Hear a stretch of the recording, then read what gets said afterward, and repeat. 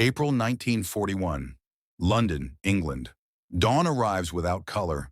Smoke lingers in the streets like a second fog, sour and metallic. Brick dust clings to coats. Somewhere a tram screeches, its sound thin and defiant against the weight of the night just past. The Blitz has not ended. It has only paused to breathe. Inside Whitehall, the corridors are already awake. A senior naval officer stands over a map spread across a long table. Pins mark the Atlantic in neat rows, convoys dispatched, routes chosen, risks calculated. His hand hovers, then stills. Another pin has been removed. Another ship gone. No distress signal. No survivors, just absence. He does not swear. He does not sit. He simply exhales and stares at the empty space where certainty should be. Something is wrong. Not loudly wrong.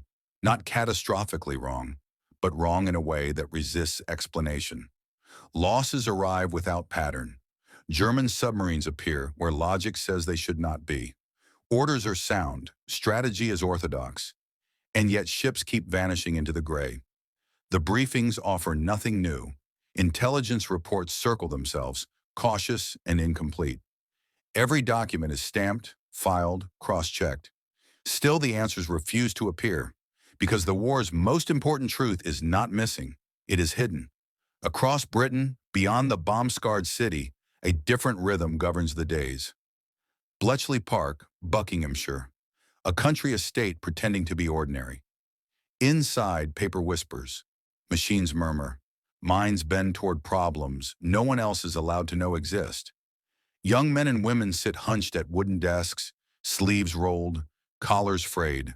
Some chew pencils, some tap ash into overflowing trays. One rubs his eyes red from lack of sleep before leaning back toward the page. The work is relentless, intimate, and absolute. They read the enemy's thoughts. German naval signals, encoded, encrypted, disguised as chaos, are being opened here, piece by careful piece. Patterns emerge where none should exist. Coordinates, timings, intent. The Atlantic, it turns out, is not a mystery. It is a conversation. And Britain is listening. This knowledge is fragile, dangerous, more lethal than any weapon if mishandled. It carries a name spoken only in fragments and glances. Ultra. To act on it openly would be to kill it, save too many ships, evade too many traps, and the Germans would know.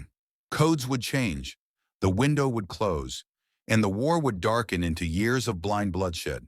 So restraint becomes doctrine. At the Admiralty, decisions are made that feel like betrayals. Convoys sail without warning, even when their fate is already known. Others are subtly rewrote, saved by reasons that look accidental on paper. Weather, mechanical issues, reconnaissance flights conveniently timed. The pattern is deliberately imperfect. An officer signs an order he does not fully understand, jaw tightening as he does. Somewhere in the Atlantic, men barely visible as dots on a chart will pay for a secret they never knew existed. At Bletchley, the cost is quieter, but no less sharp. A young woman folds a decoded signal, hands steady by force of will. She knows the ship's name. She has learned not to say it aloud. She has learned many things like that. Silence becomes a discipline. The work continues under the weight of moral arithmetic. How many must be lost so the secret survives? How many can be saved without giving the game away? There are no medals for this, no public reckoning, only long nights and the knowledge that history will not know their names. In London, frustration grows among the high command. Admirals sense that information is being withheld. They argue, they probe, but the answers they seek are sealed above their clearance, protected by layers of necessity. The truth, it turns out, is being buried for their own good. By early summer, something shifts. Losses continue, but the scale changes. German submarines hesitate. Their attacks grow erratic. They search where nothing is found. Confidence erodes in small human ways. Missed opportunities, delayed decisions, doubt creeping into command. Ultra is shaping the war without ever stepping into the light. No announcement marks the turning point. No celebration. Just fewer black pins removed from maps. Just a pause where panic once lived. When the bombs fall again, Londoners endure without knowing how close defeat once came. or how carefully victory is being protected from itself. When sailors return to port, they drink, they laugh. They remember the ones who did not. They never learn how narrowly they were spared. After the war, the files remain locked. Decades pass before the truth is allowed to breathe. By then, many of those who carried it are gone. Their victory was invisible by design. April 1941 fades into history as another brutal chapter of the Blitz. But beneath it lies a quieter reckoning, one that asks an uncomfortable question. What happens when secrecy becomes more dangerous than the enemy? August 1942. Somewhere beneath the weight of a city at war. The room has no windows, no clocks, only a door that closes softly, as if even the hinges understand the need for silence. The air smells of paper and dust and overheated wires. Ink stains fingers. A fan hums unevenly, pushing warm air in slow, defeated circles. Outside, the war announces itself with distant thunder, bombs falling where someone else is standing right now. But in here, the sound is muted, deliberate, contained. A young linguist rubs her eyes. She has been awake too long. Across the table, an older analyst sharpens a pencil down to a useless nub, then keeps sharpening anyway. No one speaks. They are waiting, not for orders, but for permission to exist. They were not soldiers. They were not commanders. They were not meant to matter. Folders slide onto the table, thin, incomplete. No briefing, no context, just fragments. Numbers without headers, intercepted phrases stripped of meaning, partial maps torn from their legends. A quiet insult disguised as an assignment. This was not how victories were supposed to begin. The war had its trusted voices, men with ranks and certainty, plans written in ink thick with confidence. But these people, analysts, linguists, civilian codebreakers pulled from universities and offices, were given leftovers. Scraps. The assumption was clear. See if you can make something of it. They were too young, too academic, too ordinary, and yet the fragments refused to stay silent. A phrase repeats across multiple intercepts, always out of place. A number sequence appears where it shouldn't. A shipping route bends ever so slightly, like a lie told by someone who thinks no one is paying attention.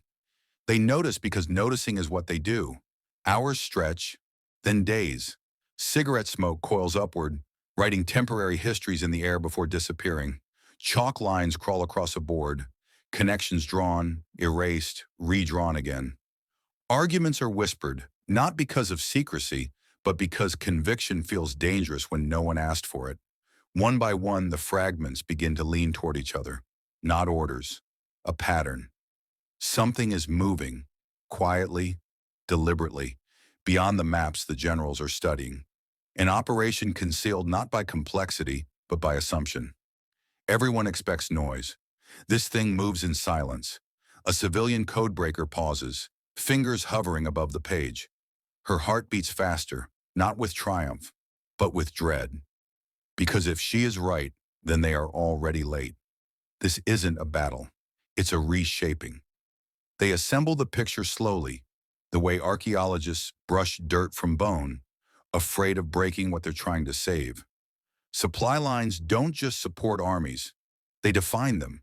If this operation succeeds, entire fronts will tilt. Men will die not because of gunfire, but because someone moved quietly while everyone else was watching the wrong horizon. The room changes. The air tightens. The fan seems louder.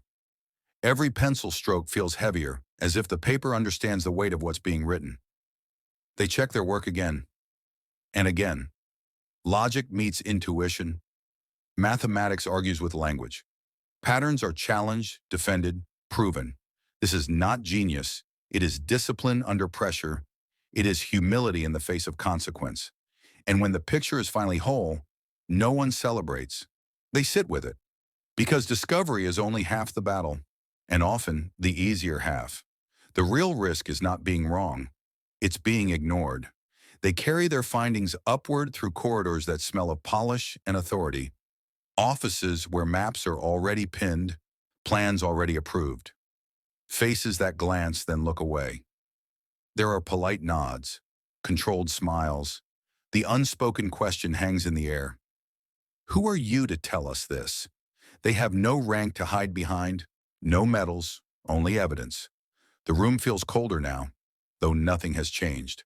A senior officer listens, arms crossed, expression unreadable. The words land softly, then harder. The implications stretch outward, touching everything. Silence. This is the moment, the quiet climax where history either shifts or stays comfortably wrong. No shouting, no slam fists. Just a choice made behind steady eyes.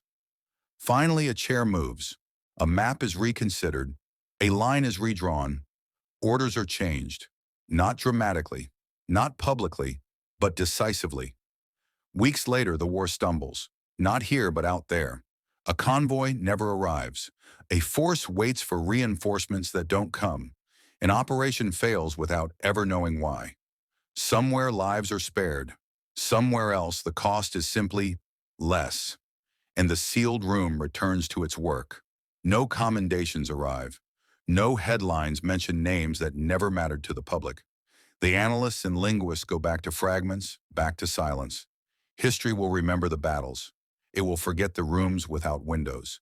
August 1945. Europe exhales. The guns fall quiet, but the silence is not clean. It smells of damp paper and extinguished fires. In a windowless office somewhere between London and Washington, a man stands alone, his jacket still creased from nights slept in chairs. He feeds folders into a steel cabinet. One by one, the metal door closes with a sound like finality. The war is over. The truth is not. Outside, bells ring. Trains carry soldiers home. Photographs are taken, medals pinned. Inside, the work that bent the arc of the war slips into shadow, sealed not by locks alone, but by intention. Files do not open. Names do not surface. The mission has succeeded. Lives saved, battles shortened, cities spared, and history moves forward without them. They were never meant to be seen. The conflict was not only fought with rifles and tanks, it was fought with pencils worn to stubs, with chalk dust on sleeves, with eyes strained by lamplight and minds stretched thin by patterns no one else could see. They were too young, too small, too ordinary. And yet they stood between civilization and collapse. They intercepted whispers carried by wire. They listened to the enemy breathe through machines. And then, when the breathing stopped, they erased themselves. Victory demanded it. In 1945, the temptation to speak was everywhere. Families asked questions. Journalists circled. Politicians searched for neat endings. But the war behind the war could not be revealed without endangering the next one. The codes were still alive, the methods still sharp. So silence became the final order, and like every order before it, it was obeyed. They went home, carrying secrets, heavier than any medal. For some, the silence was manageable, a private burden. For others, it hollowed them out. Imagine saving thousands of lives and being unable to tell your spouse why you wake at night. Imagine knowing that a battle turned because of your work and watching the credit go elsewhere, again and again. They learned to nod politely, to swallow correction, to let history be wrong. Years passed. The world rebuilt itself on visible ruins. New wars flickered into existence. The veterans aged. Their hands shook. Their memories dulled at the edges, but the silence remained sharp. Officially, their contribution did not exist. Officially, it never had.